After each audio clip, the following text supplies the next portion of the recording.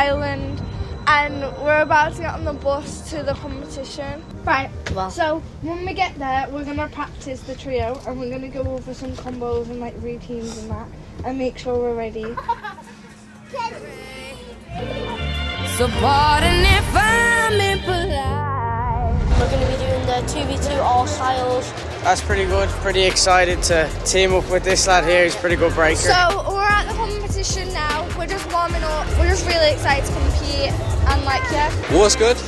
So we're in Limerick at the minute. We're here with Breakin Bees, representing Manchester. We were here last year, we're back again. It's been a great event. I've got my young people out training at the minute, hoping to do some damage today. 3, 2,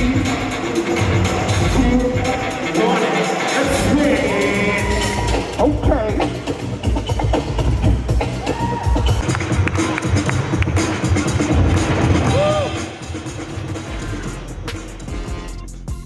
And it started off with 2v2s or styles.